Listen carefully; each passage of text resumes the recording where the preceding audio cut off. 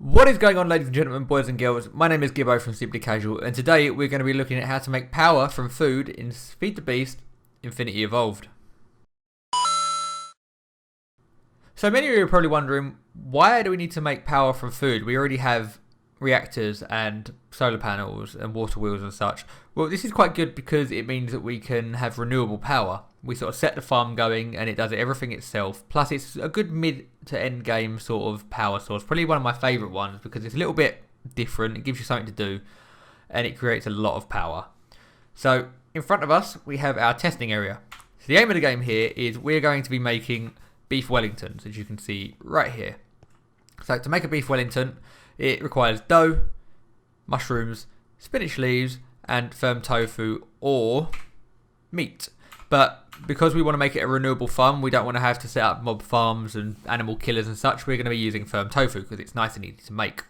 We then take this beef Wellington, once we've got the final product, and place it into one of these guys here. These are culinary generators. 3 different tiers. You've got our basic tier, which stores 100,000 RF and burns the fuel slowly, but less efficiently. We've got our medium tier, which is times 8 of what this one is. It burns our food pretty quickly, but not as efficiently as our final tier. And the final tier holds 6,400,000 RF compared to this one's 800,000, and burns the food in about 3 seconds and gives you an instant amount of power. And we'll get over to the power values over there. So what we need to do to get our farms all up and running is till a bit of land and chuck that on it. So we're going to need to get our seeds. So we need to get spinach seeds, soybean seeds, mushroom spores, and regular seeds. We'll also grab a watering can for good measure. To make the watering can, we just need 4 iron ingots, a bowl, and bone meal. It will come out as empty. You just go up to a water source, right click on it, and you're able to use it. So, to get these seeds, this is where this building comes in, because other than the regular seeds, these are where the seeds spawn. So you're going to want to go inside. It's not going to be always the first one you go into, and just have a look around and see what you can find. And once you find the ones you want, give them a smack. And when you're in survival mode, unlike me, you'll get the seed. So we'll go back over to our seed area. So our seeds here yield spinach leaves, soybeans, mushrooms, and wheat, which are all going to be essential in making the beef Wellingtons. So for this tutorial, we'll do spinach seeds. So we'll grab a couple of them, and I'll bring myself into survival mode, and we'll show you how to get started. So there's 2 ways to set up our farm. We've got a water block underneath here, just so the ground doesn't die. So we've got our things here called crop sticks in the grass, or in the tilled dirt. And what we're going to do, we're going to put a centralized crop stick in the middle of the seed. So we can either do 1 seed in the middle surrounded by loads of different seeds, which gives you a higher chance of getting a mutation, because what we're doing here, we're trying to mutate seeds together. Or what we've got here is just 1 seed each side of a seed getting ready to be mutated. So we get 3 like this, and all you got to do is just get another set of crop sticks and pop them on the top, just like so. And all that means is that whatever seed surrounds this square is what's going to be going into making the final seed. Essentially like if these seeds were the parent seeds and this is the baby seed coming out. That probably doesn't make sense right now, so what we're going to do is show you what I mean. So here we've got the seed analyzer that we saw in there. So all we're going to do, get a regular seed that we found in there and pop it in the seed analyzer. It doesn't need any power, it does it all itself. And what it does is going to give us 3 distinct values. As you can see, do all them as well, we get 111 in growth strength from gain, which means that this is the plant's values for how quick it grows, how strong it grows, and sort of how many bits of plant it will give us per harvest. So all we're going to do is try and level these up. So you're going to put a 111 seed there and a 111 seed there, as you can see. And you can see up there it has a growth stage of 0%. And all we're going to do is grab our trusty watering can and water the area. So this is just the basic way where you don't need as many resources, and we'll show you the other way behind us in a second. So all we're going to do is, as we make these mature, you're going to get a new seed. Mature, mature. And once that's fully grown, we can harvest it with our left click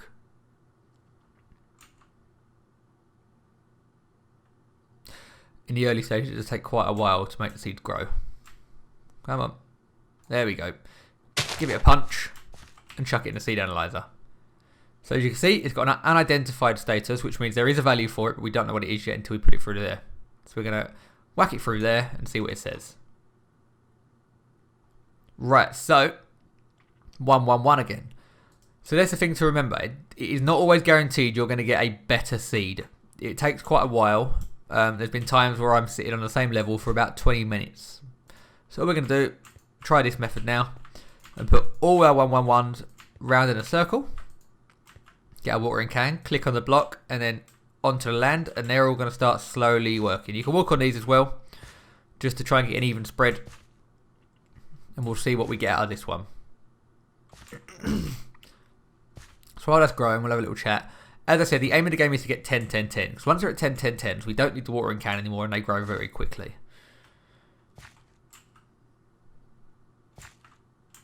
And obviously we want a bigger farm so we can start making things. Right, so there's our identified.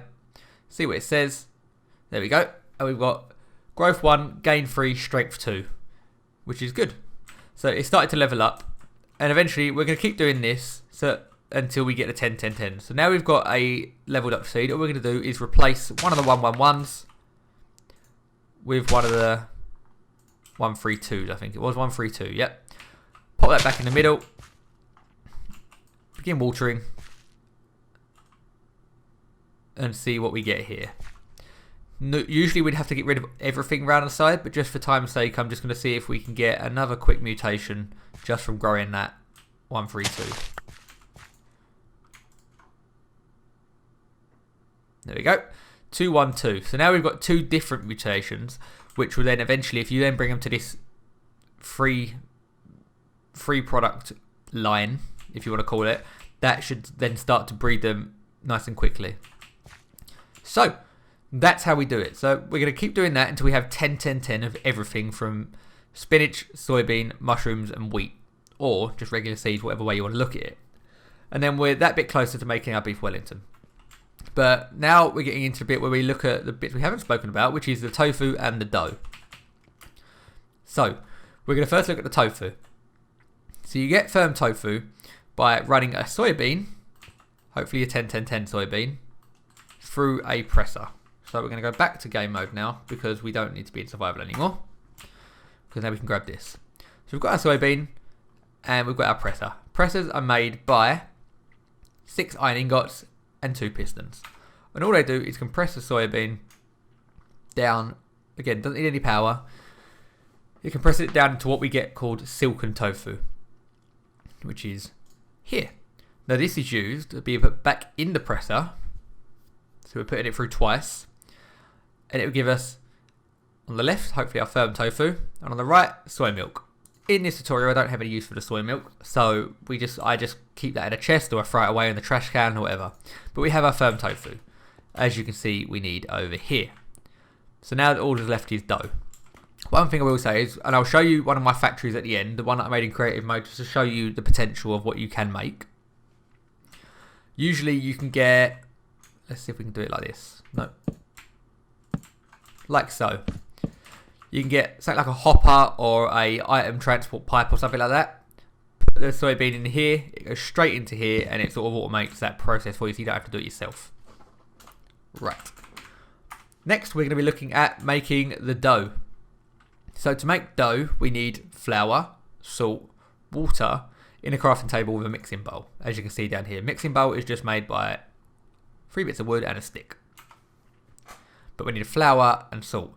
So as we look here to our right, the salt is made by water and a pot. The pot being made by 4 iron bars and a stick. And once we put them in the crafting table together, you get salt. Like so. And then you can do that as much as you have buckets of water. Or eventually, as you're going to see, we're going to make... Soulhead's 8th single. I mean, I didn't ask you, but thank you. And then we've got our wheat. So to make wheat, we're going to take a mortar and pestle and a bag of flour. But you're thinking, no, we're not. We're going to be, to get our flour, we're going to be using wheat and a mortar and pestle. And a mortar and pestle is made by, same as the mixing bowl, but with stone. 3 bits of stone and a stick. And all you do is put the wheat in the mortar and pestle and in the crafting station, and you get flour. And we're all set. So then all we're going to do is we're going to nick one of the buckets of water. I'm going to nick this one. Oh, it's already there. So then we chuck everything in and we get our dough. So what we're going to then do is we're going to take our spinach, our mushroom, and our tofu. Go find a free crafting bench. This one will do. Put them all together. And we have our beef Wellington. So that is how you make it. And hopefully you've made it along with us, and it's a 10-10-10 recipe. 10-10-10 doesn't mean anything on eating it, so you can still eat these quite happily. They're one of the best foods in the game, with one of the highest saturation you can make. So it's very good to have around. But it's also very good while we put it in here. As you can see, we've got our recipe here. We'll go get another one out for free. There we go. So, getting onto these generators here. We spoke about what they are and how much they hold. Let's quickly have a look at what they take to make. So the first one is just basic. We've got a survivalist generator, which is cobblestone piston, 2 iron ingots, a furnace, and 2 bits of redstone. And then what we want to do is surround that by iron or more redstone to make the culinary generator. This, you put 1 bit of beef Wellington in, it gives you 152,520.5 RF at 60 RF a tick. Meaning that in 2.5 minutes, this will be completely full up just on 1 beef Wellington, and you would have actually lost out on another 50,000 unless you hook it up to a battery or something to store that energy. This one over here is made by getting 8 of these culinary generators and the transfer node energy, which is made in the QED from here. Anything I like to talk about in this recipe, such as a QED, you can just find on NEI and then click R to look at the recipe.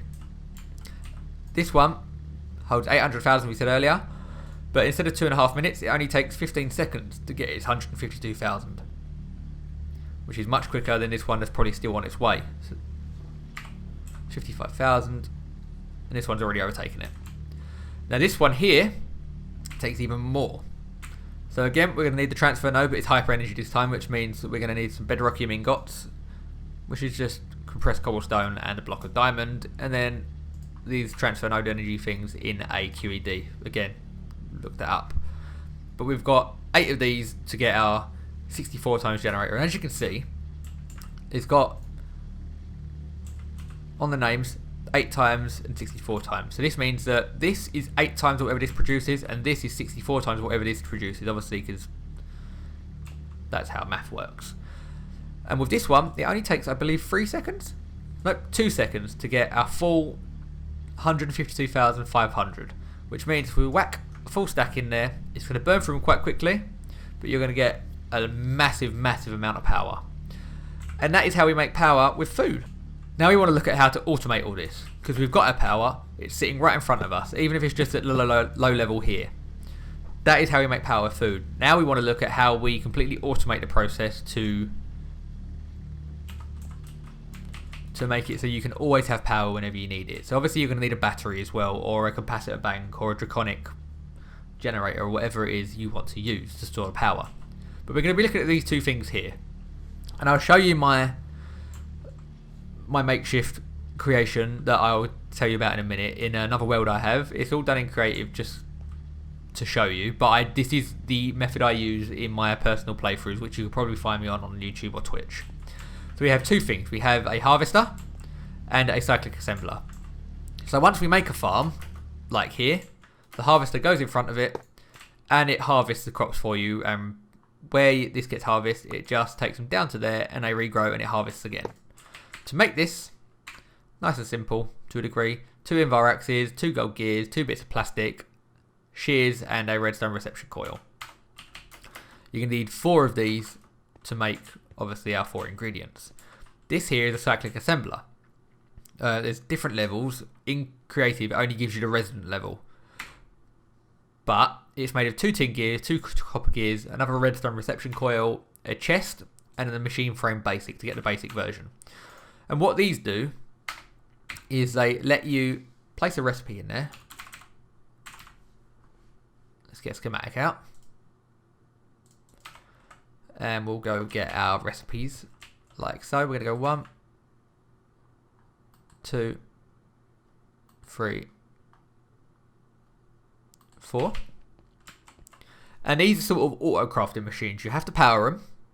So eventually you start off as maybe charcoal power on a regular generator, or you get one of these guys to power it straight away. You make a stack of beef Wellington by hand.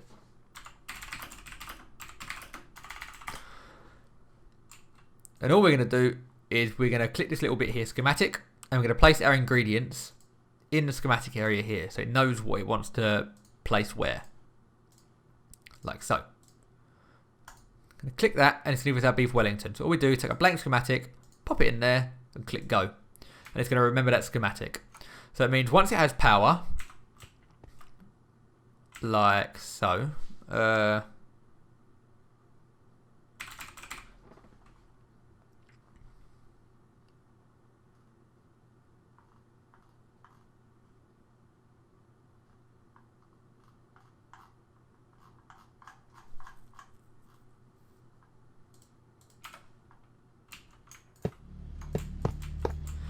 so, once it has power, like so,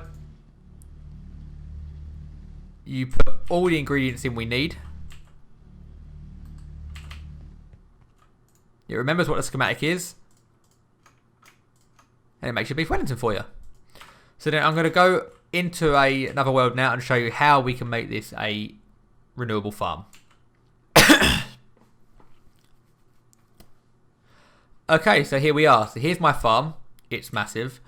Just one I threw together showing you the max size you can make, because these have a max size of 25 by 25 unless you get another one involved, these harvesters. So that's what these guys are here. 25 by 25. I'll show you the above view in case you wanted to make the same sort of size, and that's the water placements I use so the crops don't die off. So all we've got here is our harvester, our 10-10-10 crops, and our item conduits, or you can use pipes, or you can use transfer nodes, whatever you want, and our power. And a void pipe, which is just made out of a void transfer pipe, if we do that, and some pipe sealant, which is just cactus. And that is black dye, redstone, and glass. And all it does is, when the harvesters harvest, they create sludge, and we don't need the sludge, and they get full up. And if they get full up, they stop working. So what this does, we turn this on, it harvests everything automatically for us, like you're going to see in a minute. And it brings it down into our ingredient room, as you can see here. So I have our spinach, our mushrooms, our wheat, and our soybeans. But also I have our dough, our flour, and our salt. And you can see, these are the pipes that send it to the cyclic assemblers, which we have out here, to make it all. So you need 3 main cyclic assemblers to automate it. You're going to need one that makes salt, which is just, again, the pot and water. So what we're doing here, we're piping in water from our ender tank or our iron tank here. Ender tank being made like so. And once we turn it on, it's going to take the power and make salt. As you can see there, it's throwing a load in. We've got 79,000 ready to use. Turn you off. Next machine, we have our flour maker.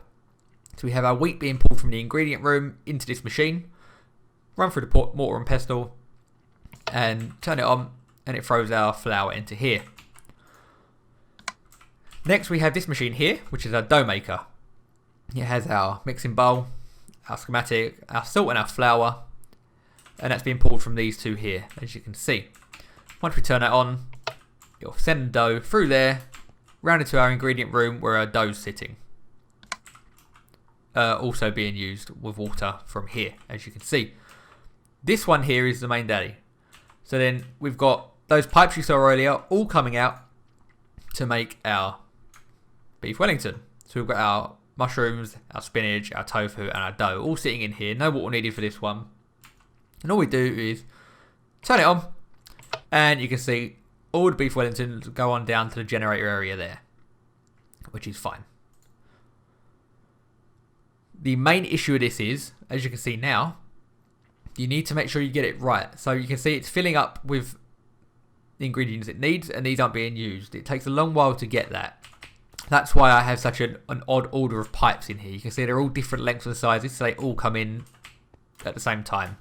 If you don't do that, it can have what's happening now, and they can start getting backed up a little bit. So all you got to do is just take a couple out, let it all back up, and then go pop these back in where they belong. And eventually it will start filling up with our spinach and white mushrooms again. Over here is our presser area. So the soybeans come down here, go underneath the floor, as you can see coming out there, into our pressers. So they come in here, get pressed into tofu, like so, and then whizzed along there, and our soya milk is left over here. We've got 131,000. These are deep storage units. I don't recommend you use these straight away because these are very end game. If you do want to, that's the recipe. They hold 2 billion items, which is why it's good for a farm like this, so you can just keep running. And then here is our beef Wellington, our final product. Got 26,299. These are all being piped into what I have here is 11 times 64 culinary generators with cryo-stabilized flux ducts on top. You don't need cryo-stabilized flux ducts. It's just because these give you an unlimited power reading, so it makes it more accurate to say what the RF per tick is. So before we get started, I'm going to show you the power reading just before we show you what the harvesters look like, because once we turn the harvesters on, and this is a big thing you need to remember, this becomes an absolute lag machine. You can see I'm at 78, 81 frames per second at the moment. Once we turn the harvesters on, it will go down to about 20. So what we'll do, turn that on, they will start to drain all their power into here, and the beef Wellingtons will go into filling them up. And as you can see, from turning it on, we're up to 102,000 RF per tick, which will then drop to about 40,000 once these guys are empty. And that's it for the base. All we need to do is just turn that on, and power's being used while power's being made. And that is how you make a fully regenerable and automated power source. And that way we always have power, and you've got everything you need.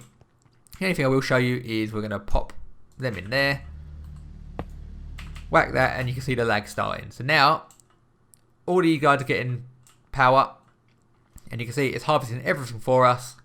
I need a 25 by 25, which is around 600 minimum harvest, and obviously you get more plants per one thing. So you can go easily from about 0 to 2,000 just in one harvest. So I hope that helps you guys. Any questions, feel free to leave them in the comments. I think like I've done everything I can to go over everything. The design I've got behind me was from a guy I saw on YouTube called Hypnotized, a very good Feed the Beast or general Minecraft YouTuber.